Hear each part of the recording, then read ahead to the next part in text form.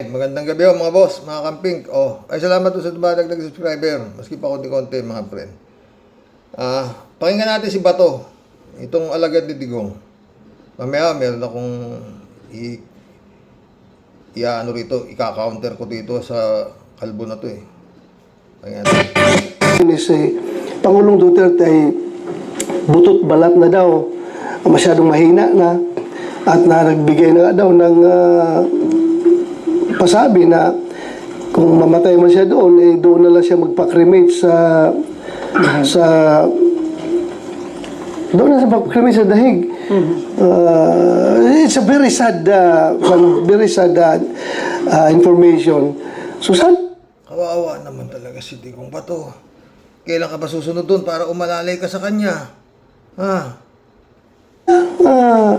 kung mamamatay man siya, dito na siya mamatay sa Pilipinas, huwag doon sa ibang bansa. Para naman na Wala nga siyang kaso dito sa Pilipinas. Tanga-tanga nito. Doon nga siya may kaso sa ICC kasi ayaw siyang kasuhan dito sa Pilipinas. Pag kinakasuhan naman sa Pilipinas si Digong dito, nadidismiss naman agad-agad. Paano naman yung mga biktima nung amo mo na libo-libo? Biktima nyo. Tuloy mo ba to? dating Pangulo ng Pilipinas yun eh. So while pending yung case sa ICC, gusto niyo mapauwi siya? Yes. Maski ba dati Pangulo ng Pilipinas yun eh. Crimes against humanity nga ang kaso nun eh. Huwag ka mag-alala ba to, susunod ka na. Ang ano mo naman eh, dating chief ng PNP at dating senador, sa dahig din ang baksak mo. Hintay-hintay ka lang ba to? Kung magsalita si Bato, parang lusot na siya, no? Tuloy mo ba to? Siguro pag ikaw ba to ang nakadala doon, hindi ka naman siguro magiging butot balat. Malakas ka pa eh. Tuloy. Yung mga Hindi naman dismissal lang case yung hiningi natin. Immediate repatriation of former President Duterte to the Philippines. May concern yung mga victims kasi daw may impluwensya pa rin ng mga Duterte na natatakot sila doon sa safety o security. Ano naman natatakot na hindi naman presidente si President Duterte. Si President Marcos naman ang presidente ngayon at yan ay kayang-kaya pangalagaan ng Malacanang yung kanilang safety. Impluwensya pa rin daw sir mga Duterte. Impluensya. Sinong impluensya ni Pangulong Duterte? Hirap na hirap na ng tao, butot balat na nga. Ikaw? Hindi ba alam na ikaw ay nai-impluwensyahan ni Duterte? Senado nai-impluwensyahan ng mga Duterte. Tanga-tanga nito. Ano ba klase itong mga ano na to? Sino raw i-impluwensya ni Duterte? Ang dami, tanga. Si Atong Ang, impluwensya pa ni Duterte yan. Ano ba to? Tatanga-tangahan ka ba? Ewan ko ha. Tuloy mo ba to? Ay, kakatakutan pa nila. Hindi ba sila naawa sa tao na yun? Sir, sa information po ba ninyo, Mamaya ba to? May pakikita ko sa'yo. Mas kawawa dyan, ha? pardon my saying, is he dying? Kasi po, nagbigay ng will. Sa pagkakaalam niyo po ba, is he dying? Well, hanggang speculation lang tayo as to his present... Ano ba ng mga tanong mo? Is dying? Sinabi na nga ni Sara Duterte, malakas eh. Tsaka ni Silverman, yung asawa, di ba? Malakas naman.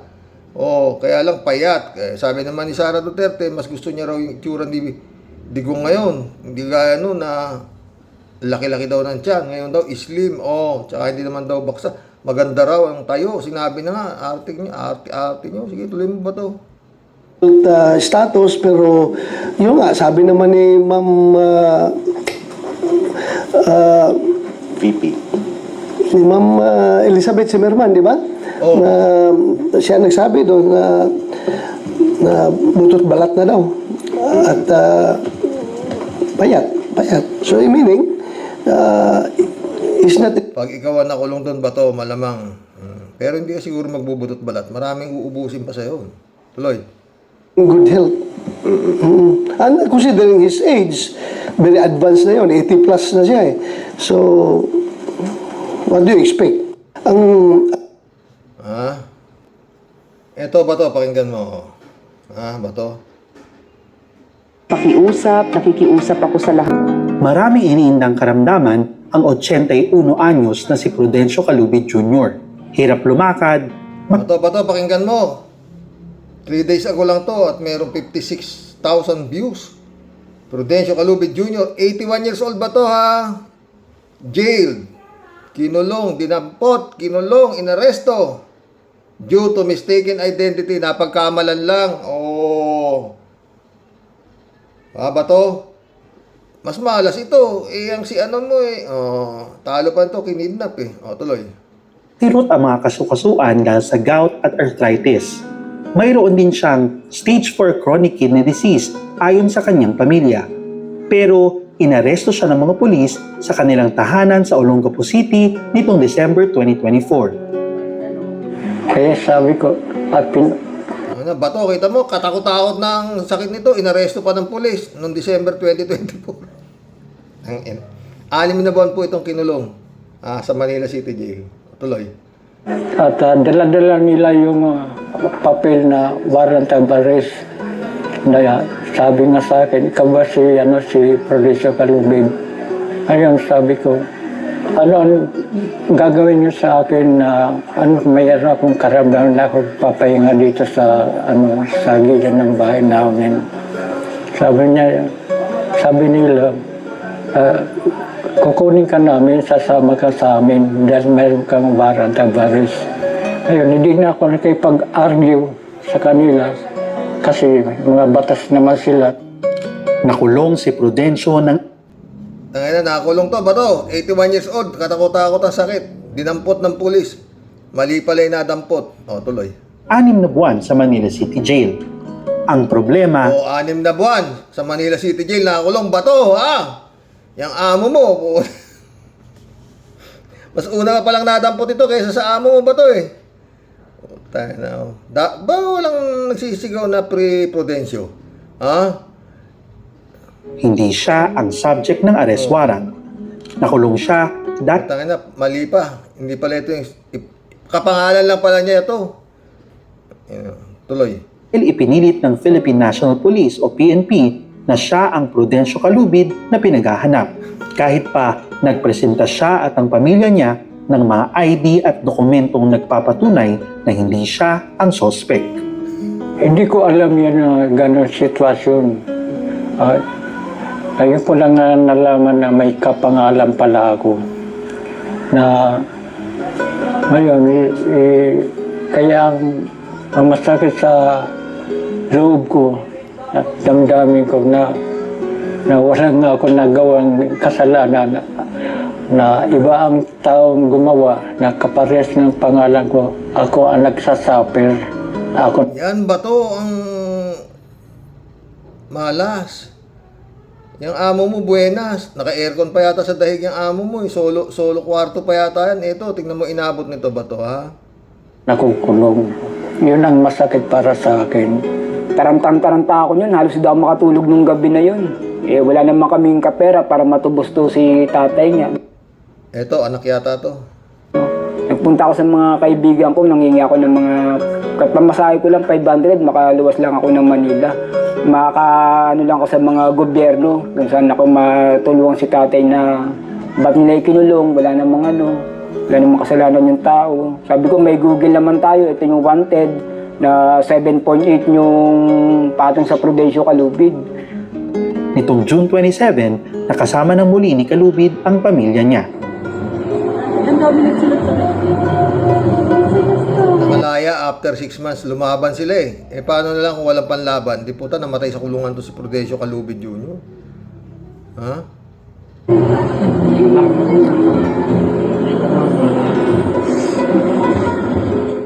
Sa bisa ng writ of habeas corpus na grinant ng Court of Appeals ay nakalaya matapos ng 6 na buwan si Prudencio Calubid Jr. mula sa Manila City Jail.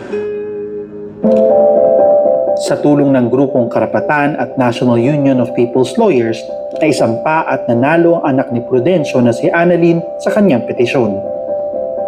Kasi tuwing umiiyak si nanay, tinatanong ako na kailan makakalaya si tatay.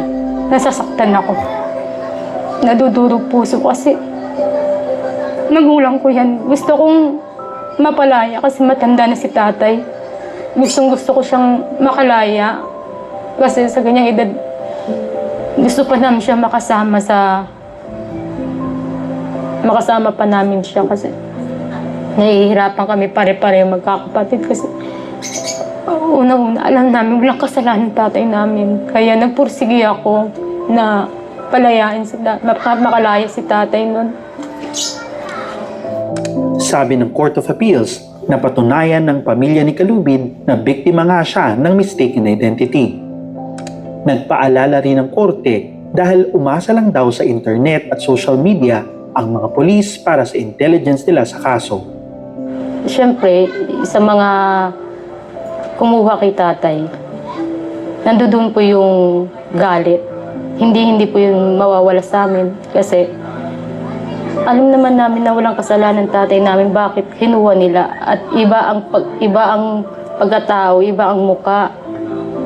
Iba yung status ng buhay namin sa Prudensyong Kalubid na hinahanap nila.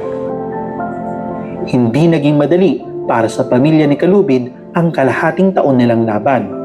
Bukod sa problemang pinansyal, masakit din sa loob ng pamilya ni Kalubid ang nangyari. Wala na nga siyang kasalanan. Mag-isa pang nakulong si Kalubid kahit may mga iniindang sakit. Kami magkakapatid, durog na durog yung puso namin. Hindi namin alam saan kami tatakbo. Una-una yung pinansyal. Hindi ko alam kung saan kami kukuha nun. Hindi ko alam kung paano tuwing nakikita ko si tatay na naka-detain na yellow. Grabe yung durog na durog puso ko na. Naka-detain daw na naka-yellow na t-shirt na nakalagay letter P, preso. Parang inaano talaga ng kapulisan na si tatay gumawa ng krimen. Marami akong tanong, sumisigaw lagi ako sa CN na bakit nangyari sa amin to? Buti na lang daw, may mga magagandang loob na nakasama si Kalubid sa loob ng detention center. Hinaruga siya ng mga kasamahan niya. Itinuring nila siya. Puta, di ibig sabihin sama-sama sila dun, no? So, baka si Kibuloy may nag-aalaga din doon sa loob ng detention center kay Kibuloy, no? Kasi marami rin kasama siguro si Kibuloy, lang na nakasolo si Kibuloy, no mga friend? Pero si Kibuloy, kampo ng demonyo si Kibuloy. Si Kalubid, walang kasalanan di ba? Mainit sa Manila City Jail, ba? Buti may nag-alaga, talagang may mga taong na nakakulong doon na parang tinatawag dito na labag sa kalooban nila yung kanilang nagawang kasalanan. Dahil siguro sa hirap, di ba mga friend? Pero mayroon silang puso. Swerte ka nga Kalubid at hindi ka tinukhang at itinapon sa Taal Lake. Tuloy. Tatay nila. Kaya meron ilan doon na yung nag-aalaga sa akin na kasi siyempre hindi lalo na papuntang CR o kaya maliligo. Mayroon sa akin alala doon, bali 4 pa nga sila doon. Nagsikot sila, papalit-palit. Yung Prudencio Kalubid na pinaghahanap ng mga pulis, isang consultant ng National Democratic Front of the Philippines. Targeted siya bilang isang makakaliwa at nahaharap sa mga kasong murder, robbery with homicide at damage to properties. Ang problema, hindi ba wala bang ang laki ng intelligence na budget ng mga to. Hindi ba nila alam yung edad nung hinahanap nila, kung kailan pinanganak yung Prudencio Kalubid na sinahanap nila, at ang dinakip nila etong uugod-ugod na 81 anyos. Sinerba nila ng warrant of arrest. Tuloy natin Pero may hirit pa hindi pa raw tapos tuloy. wala ang Prudencio Kalubid na ito matapos siyang kidnapin noon pang 2006. Nawawala pala yung Prudencio Kalubid na sinasabi. Kinidnap daw noong 2006. Baka patay na yun. Lang ho to 3 days ago lang ho itong vlog na to. Nung ko pa nga ho sana gustong i-content to Kung ano naman na i-content natin. Mas maganda naman ng konti. Pero ito kawawa dapat dito nagrarally ang mga tao para ba naman PMP. Diba? Tuloy. Si Prudencio Kalubid Jr. na naging biktima ng illegal arrest at detention, simpleng tao lang mula sa Zambales. Yan ba to? Ang illegal arrest. Hindi sinasabi mo amo mo si Digong. Yung kay Digong, legal yun. Pinipilit ninyo, kinidnap, kung ano pagdadaldal nyo. Tuloy. Sabi, nagtrabaho ko sa US Naval Base ng ilang taon. Tapos nung pull out ng US Naval, mga kano, nag-apply ako for abroad. Nakapag-Saudi ako sa loob ng 3 taon sa Saudi bago bumalik ako. Puta, nakapag-Saudi pa pala itong inarestin nyo, PMP, 3 taon daw sa Saudi. Ano ba yan? Bumalik na ako sa loob din ng facility ng US Naval Base kasi ginagawa ng mga factory na kaya nakapagtrabaho ako nasa construction.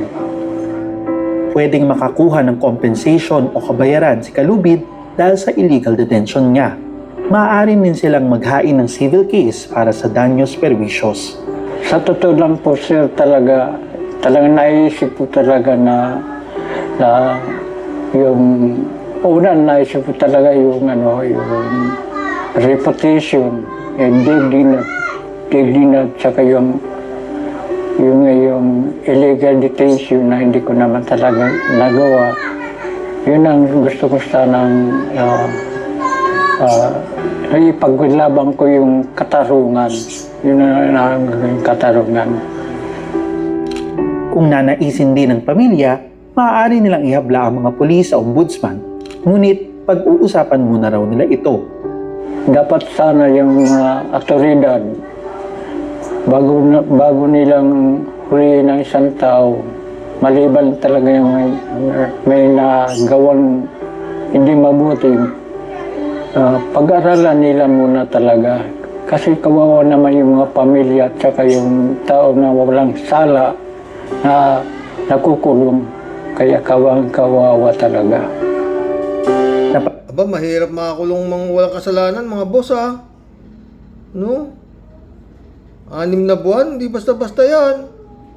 Sa edad ni si Tatang, 81 anyos, may dinadamdam pa, tapos ikukulong doon, wala. Hirap ng dinanas nito. Diba? Buti ka pa kibuloy. Tuloy. Laya si Kalubid dahil sa tapang ng kanyang pamilya. Kung hindi ipinaglaban ni na Annalyn, Aris at mismong ni Tatay Pruding ang katuwiran nila, ano na lang kaya ang maaring nangyari? Patay. Kung walang pera, buti may pera-pera pa itong mga to na ipinaglaban. Oo. Nakapaglaban pa. Oo. God moves in mysterious way, ganun ba? O talagang tawag dito? May Diyos. Tuloy. Ang illegal arrest at detention ni Prudencio Kalubid Jr. ay hindi unang kaso ng mistaken identity sa ating bansa. Ngunit hindi rin ito ang magiging huli kung hindi pa rin pairalin ang ibayong pag-iingat sa operasyon ng mga otoridad. Ilang araw lang matapos lumaya si Kalubid, inaapela at kinukontra ng Office of the Solicitor General ang desisyong Puta, ayun na mabigat. Ilang araw lang daw nakakalaya, Marcos government opposes release of 81 years old led over mistaken identity. Kini-question pa, made led over mistaken identity. Marcos government oppose release of, inopose pa. Parang gusto pa nila pahuli ulit, Tuloy. nagpalaya sa kanya. Hindi pa tapos ang laban ng pamilya Kalubid. Jairo Boliedo Rappler, Caloocan. Inuoppose pa Nung OSG raw, yung naging desisyon na palayain to, puta, wawa naman to. Si Digong na lang yung OSG. Mas kawawa yung bato. Tangina.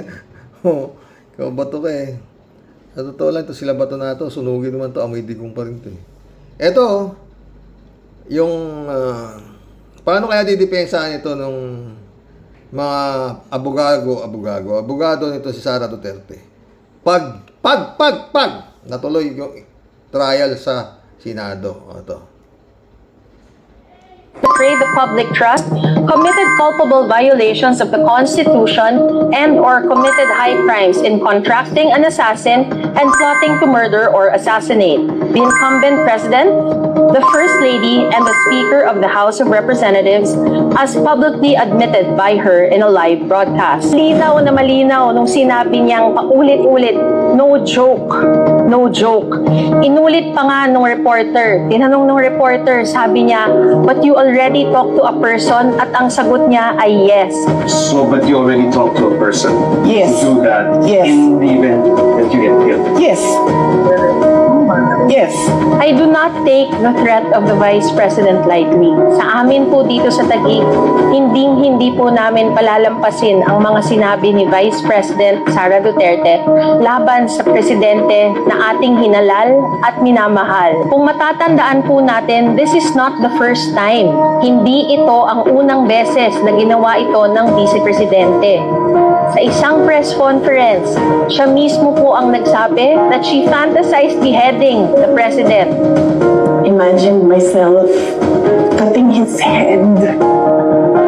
Sinabi rin po niya na huhukayin niya ang labi ng dating President Ferdinand E. Marcos Sr. at itatapon daw sa West Philippine Sea. Sa akin pong palagay, tulad po ng nakasaad sa ating pinirmahan na impeachment complaint laban kay Vice Presidente Sara Duterte, naniniwala po ako na kapag pinagsama-sama ang mga ito po ay maaaring ikonsidera na high crimes dahil ito po ay makakaapekto sa orderly working of government, making the Vice President unfit to remain in office. Sa totoo lang mga friend, no? Ako 68 years old na ako magsi-69 na ako itong darating na Agosto. Nilalahat ko na ang lahat-lahat ng politiko, magmula sa mayor, governor, congressman, senador, vice president, lahat na ng politiko na nakita ng mata ko at narinig ng aking tenga. Wala hong kapares, ito hong pamilyang ito. Meron ba kayo narinig may nakita na ba kayong ganyang klase na vice president to yan Vice President yan. May narinig na ba kayo na politiko na kagaya ni Digong na yung mura yung Diyos? Wala. Pero ang trust rating, ang approval rating, ang taas. Anong kabaliwan yan? No? Sa dami ng pinapatay, mataas pa rin. Marami pa rin tanga ang naniniwala sa mga, ewan ko putang ina, ano yan? Mga boss.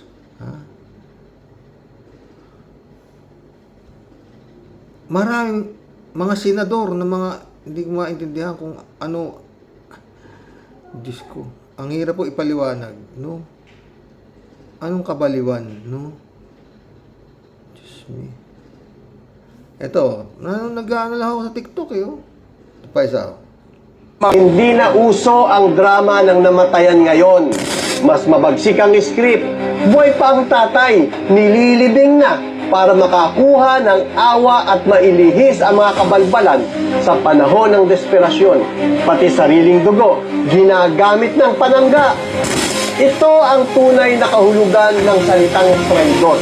Anak na walang konsensya, ama, ginagawang panangga para lang matakpan ang nakawan. Welcome sa bagong level ng kabulastugan, Sara Duterte Edition.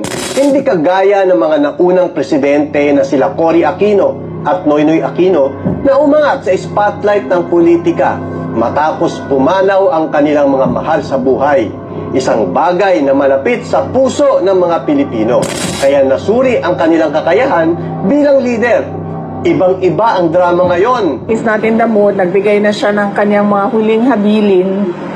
Sabi niya, kung saan daw siya mamatay, doon daw siya i-cremate. Okay, so sabi niya, sabi niya, kung mamatay daw siya dito sa Netherlands, wag na daw iuwi yung kanyang katawan sa Pilipinas.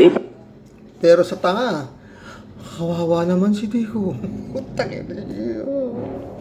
Cremate lang daw siya dito, yung ashes na lang daw yung iuwi. Itong si Sara Duterte, buhay na buhay pa ang tatay, pero ginagamit na ang nalalapit ng kamatayan narrative para makakuha ng simpatya sa mga DDS na utu-uto. Si Zimmerman mismo ang nagsabi na itinigil na ang pag-inom ng gamot dahil kaya pa ng katawan niyang labanan ang sakit. At least he said that he was no longer taking any meds. It's okay yan. It's okay. Parang he's healthy but but old man. Pero itong si Sara, daig pa ang scriptwriter sa teleserye.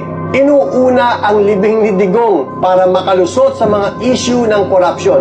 Ngayon, ang mga DDS todo post at paniniwala sa kung ano-anong chismis ng malapit ng kamatayan ni Tatay Digong para lang malihis ang usapan sa mga pagnanakaw at anomalya ng kanilang reyna ng katangahan na si Sara Duterte, promotor ng kabulastugan.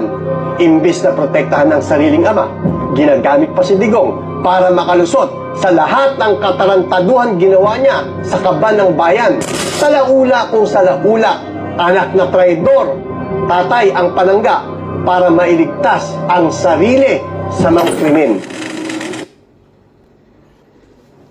Ay, okay na siguro yung topic natin ngayon. Oo, magkukulab pa po tayo eh. Ha? Manoleta Santos, shout out. Welcome to the club ha. Kapag si Lord po ang kumilos, wala pong magagawa yung mga taong gustong guluhin ang administrasyon. Si Lord po ang pipigil at kikilos sa mga masama nilang balak sa ating bansa. God bless po. God bless, Manolita. Sana nga. Arnold pa si Diego, shout out.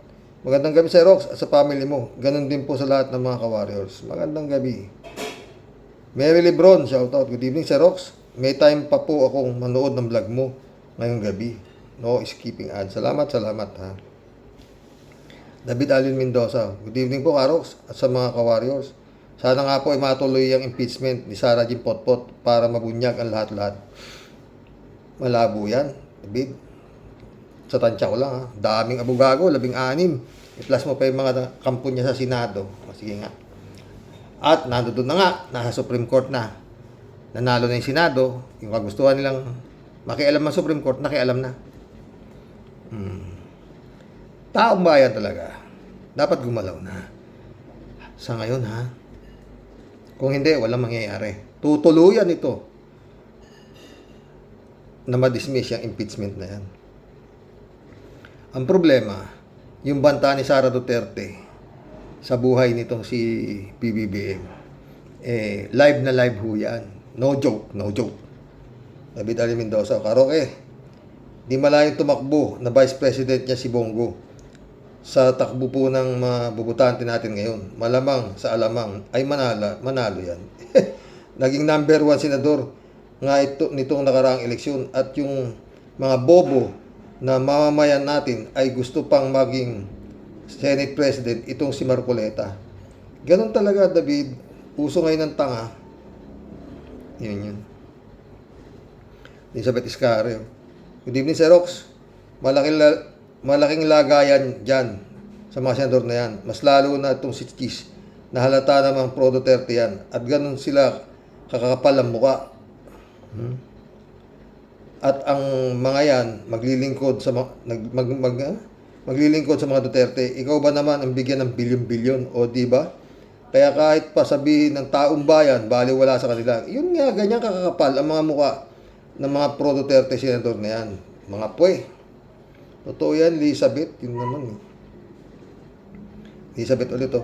Malamang hindi na matutuloy ang impeachment na yan ni Sara. At kung sakali mang matuloy ito, sigurado naman ang Sara na yan ay ma-acquit siya.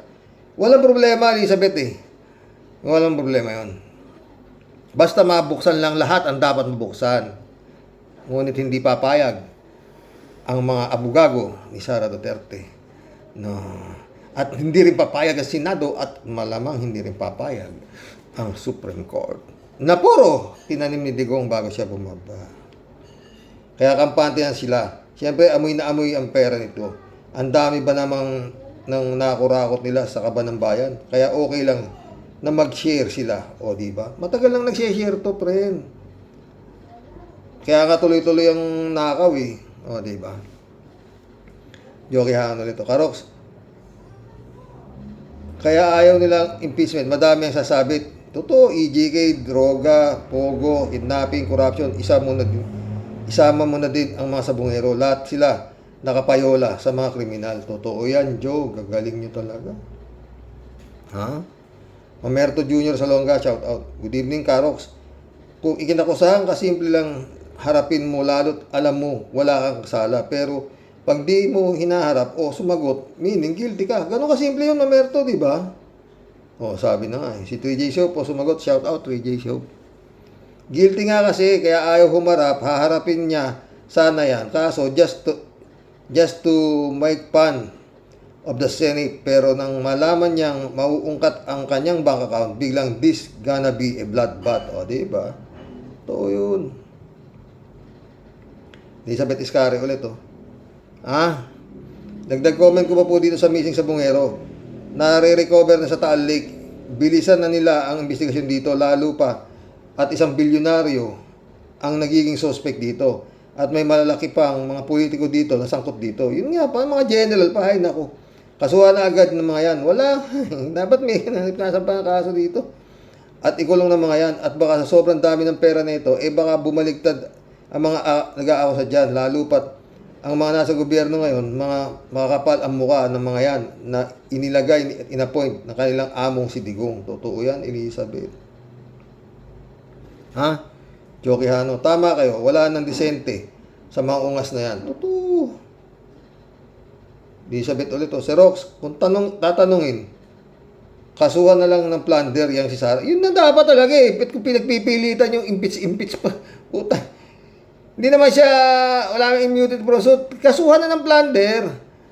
Sa korte na mag-usap, hindi dyan sa Senado. Wala kayong hindi kayo lulus sa Senado. Acquit yan. Maski na ilatag niyo pang siya ang presidente ng impyerno dadating na panahon. Puta na. I-acquit pa rin yan eh. Siguradong sama-sama sila sa impyerno. Tapos, pwede pumasok manungkulan. Para makulong ito at hindi na din pwede pumasok. Yun nga, diba? Manungkulan sa pamahalaan. Tapos, usapan. Huwag na nilang ipursu yung impeachment na yan. Kasi sa dami ng mga mukhang pera dyan sa Senado, di yan makukonvict. Totoo.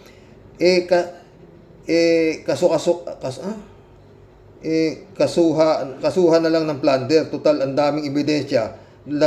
Pinokos ang pagpapatalsik dyan si Sara na yan. Diba, Sir? Yun nga, ganun na nga siya gusto kong mangyari. Kung ba't nagpapakapatay itong mga impeach nito eh. Parang dudo na nga, parang Sarsuela eh, di ba? Dahil pag kinasuhan nila sa korte yan, yung plunder, the people of the Philippines versus anak ng butang na, pinagpipilitan yung impeach na sa Senado. Wala yan. Shirley Jaser, shout out. Ewan ba dyan sa mga senador na yan, Karoke?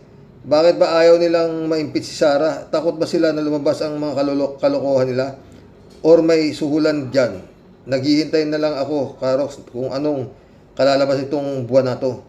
Nag-aalala tuloy ang mga may high blood katulad mo, Karoks. Grabe yung vlog mo nung minsan puro PI narinig ko sa'yo.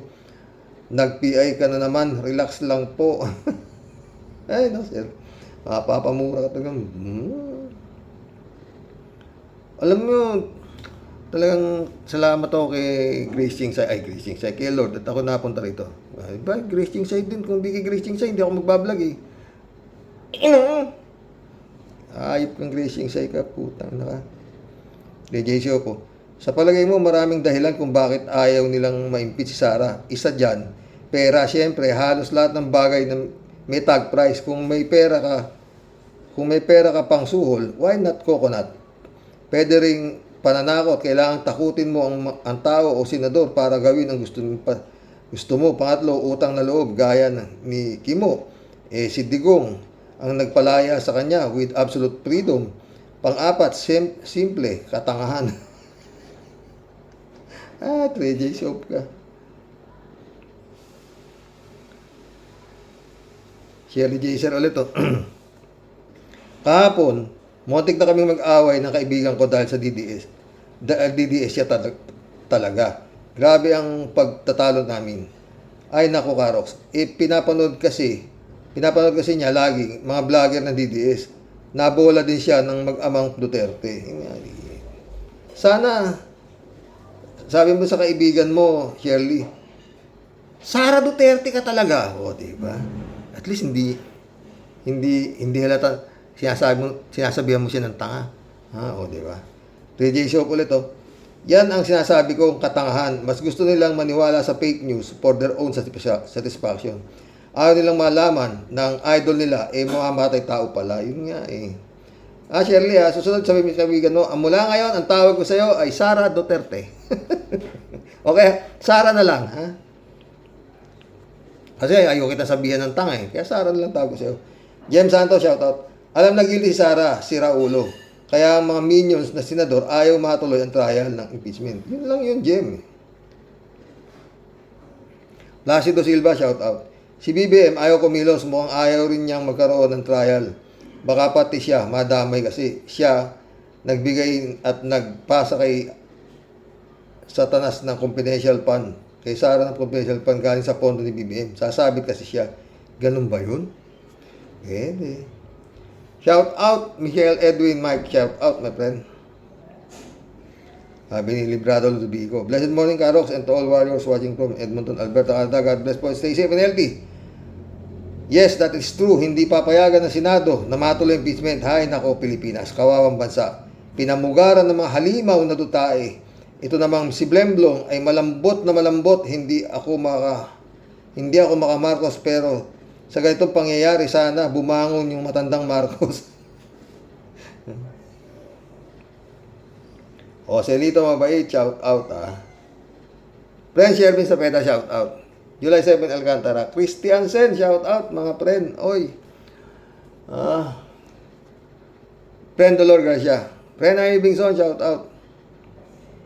Eman Escalona, shout out Sabi ni Tia Deli. Nakapanggigigil pong galit sa maganap.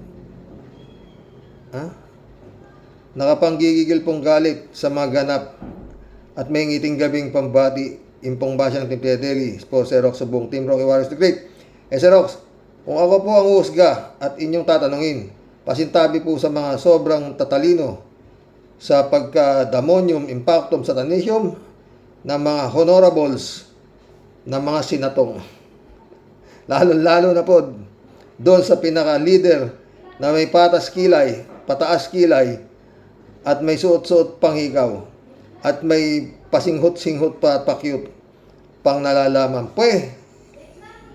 Hoy, bugok na ulupong, wag mo kaming paandaran ng mga pakyut mo at mga drama mong puro kasinungalingan.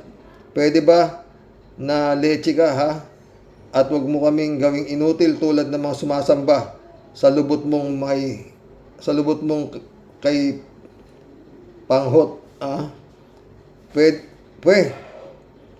ba, dapat Xerox, ang mga pinutukan po ng lintik na mga ito, iparada po sa plaza, ibitin po ng patiwarek, balatikin po ang mga lawlaw nilang lubot at mga betlog. Sige nga, mga pinutukan kayo ng lintik, na mga damontres kayo, naturingang mga abogado kayo, maliban lang dun sa 3 bugok na itlog, bongo, bato at lamon boy. Talagang sagad-sagara na talaga ang kapal ng mga pagmumukha ninyo, no? Naitulot Deli. Mga pesting yawang halimaw. Bakit? Magkano ba kada ulo, Nako, baka lang talaga, Xerox. Di ako makapagpigil. Sarap lang po talagang pagpipektosan tong mga buhayang halimaw na to. Totoo. Bakit yan ba ang pinangako ninyo sa simpaan nyo na taong bayan na mga pinutukan kayo ng lintik, Ay, naku, Xerox. Ito pong paglabas ng litid natin sa galit at sobra pong nakaka-high blood na sobrang kakakuda, wala pong epekto at di po tatalab sa mga senador na grabe po ang kakapal ng mga pagmumukha po. Wala. People power na po ang dapat na pong lumabas ang taong bayan. Totoo yan, Deli, nga.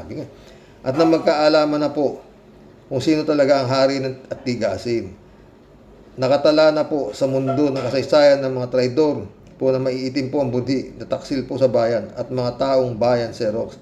Dapat na po silang lahat kalusin at patalsikin po silang dyan sa puro ng mga walang silbi at mga inutil na lingkod lang daw ng iisang reyna ng mga buhaya at may hawak po ng koronang tinik na nakaupo po sa silya ni Satanas.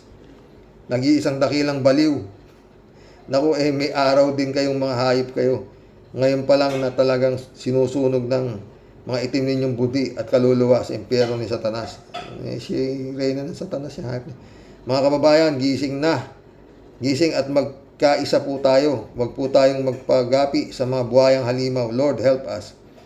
Nasasako po kami ng mga grabe pong pagkahalimaw. Lord, please help our country. Supilin ninyo po sana ang taong ito na sobra na pong nagpapahirap sa amin pong bansang Pilipinas. Kaawaan niyo po sana kami, Lord. Ikaw na po ang manaig at maghawi ng kumpas ng mga baktot na halimaw. In Jesus' name we pray. Amen po. Ay nako, Tia Deli. Talagang yan lang ang magagawa natin. Dasal. Kalat ni Baya, shout out. Jeff Ramos na, shout out ha. Jan Dimango, my friend.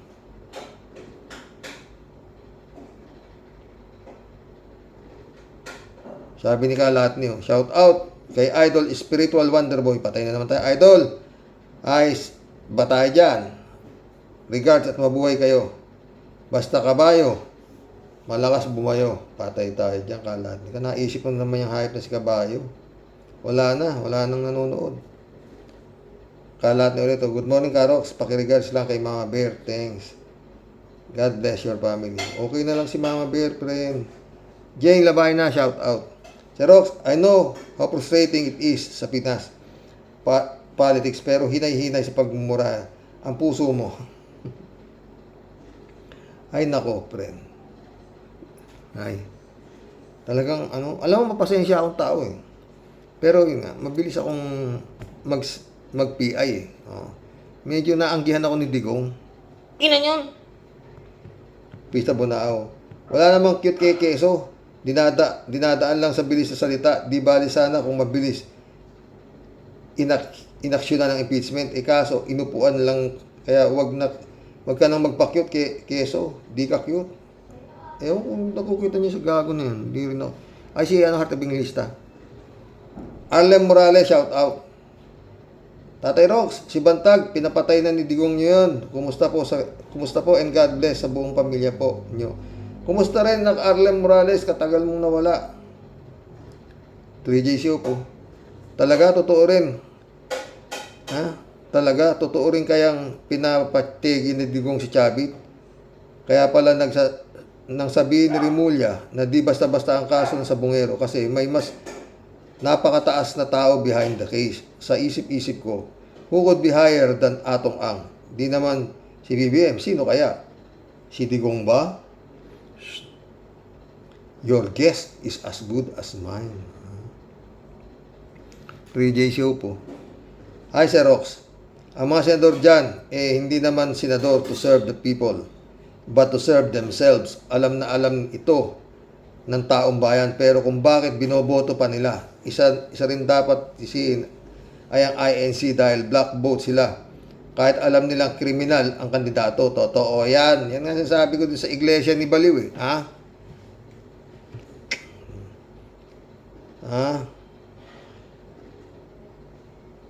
Pag sinabi ng kanilang simbahan, hindi yan simbahan ako, na iyong iboboto, yun ang iboboto nila. Wala silang sense of responsibility sa bayan. Akalain mong nag-number 1 si Bongo.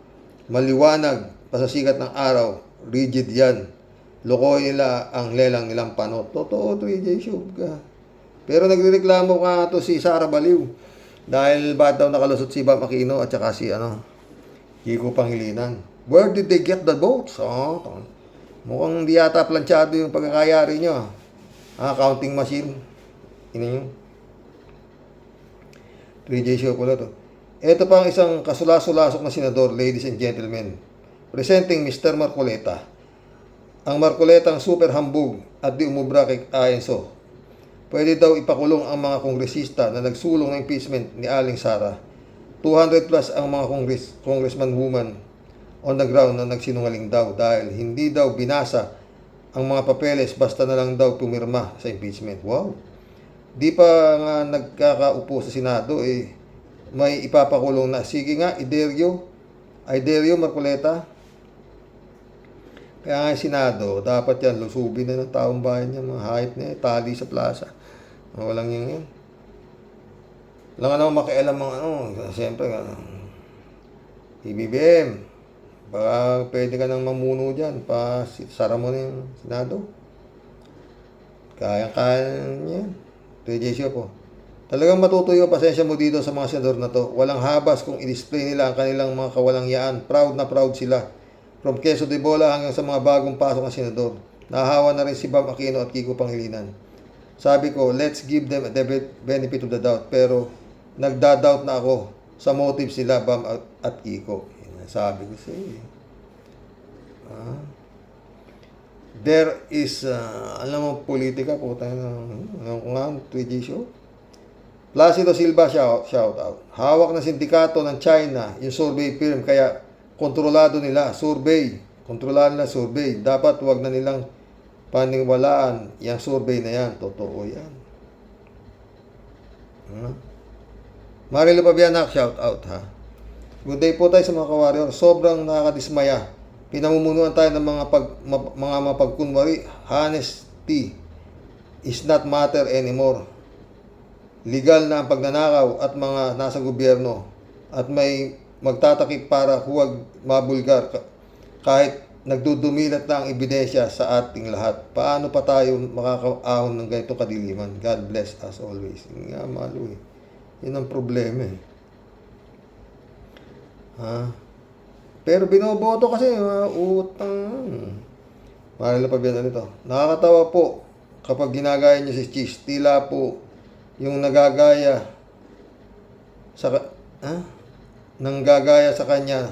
Napanood nila ang vlog niyo tay. Kahit maputi si Cheese, di chubby. May hikaw pero ganun looks niya. Nangingibabaw ang inis at yabang sa kanyang ginagawa sa pagtatakip kay Sara. Totoo yan. Walang yan. Si Cheese Escobaro.